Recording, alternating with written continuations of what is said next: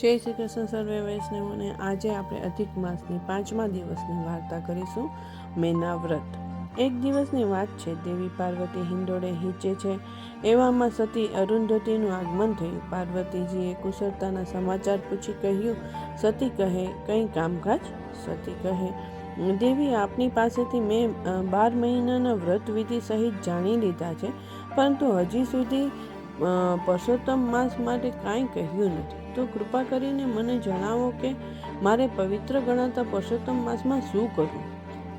પાર્વતીજી બોલ્યા, સતી, તમારી ઈચ્છા છે તો આજે તમને પુરુષોત્તમ માસનું વ્રત સંભળાવું છું। વ્રત વિધિ સહિત કરનારને અખંડ સૌભાગ્ય તથા સંપત્તિ સંતતિ સાંપડે છે। સતી કહે, દેવી, એ વ્રતનો મહિમા તો સમજાવો। દેવી બોલ્યા, એક દિવસ હું શિવજી સાથે સોગઠાબાજી રમી રહી હતી, એવામાં મારા માતૃશ્રી મેનાવતી આવ્યા, એટલે હું બાજી રમવાની પડતી મૂકીને માતાની સાથે વાતે વળગી। આ વાતમાં માતાએ કહ્યું, બેટી, મારા પેટે જન્મ લઈ તે તારા જીવનને સાર્થક છે। 3 લોકમાં તારી કીર્તિ વ્યાપી ગઈ છે, જ્યારે મારો તો કોઈ ભાવ પણ નથી પૂછતું।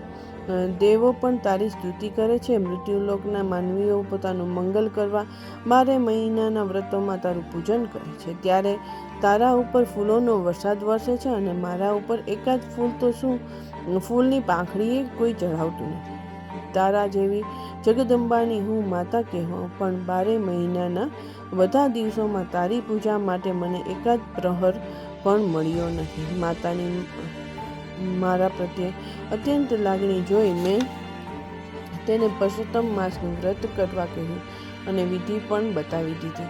સતી અરુંધતી હર્ષ પામી બોલ્યા, દેવી, ત્યારે મને પણ પુરુષોત્તમ માસની વ્રતની વિધિ બતાવો, હું પૂર્ણ ભાવથી તે વ્રત કરીશ।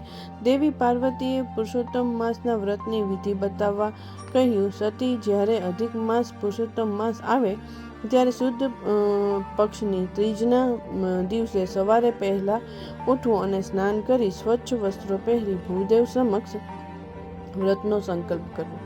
ત્યારબાદ ઘરમાં પવિત્ર જગ્યામાં એક પાટલા પર ધતુરાના 5 ફૂલ મૂકી દેવની સ્થાપના કરવી।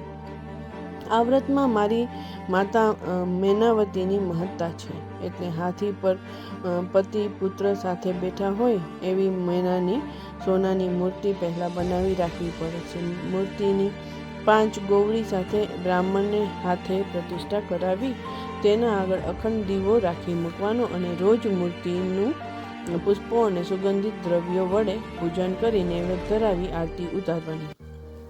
આ વ્રતમાં એકટાણું થઈ શકે છે। આ પ્રમાણે વિધિ સહિત પૂજન પુરુષોત્તમ માસ પૂર્ણ થતાં સુધી રોજ કરવું જોઈએ અને મહિનો ઉતરતા વ્રતનું ઉજવણું કરવાનું। તેમાં વ્રત દરમિયાન પૂજેલી મેનાની સોનાની મૂર્તિનું અંતિમ પૂજન કરીને કોઈ બ્રાહ્મણોને સહજોડે જમાડી દક્ષિણા સાથે વસ્ત્રદાન કરવું।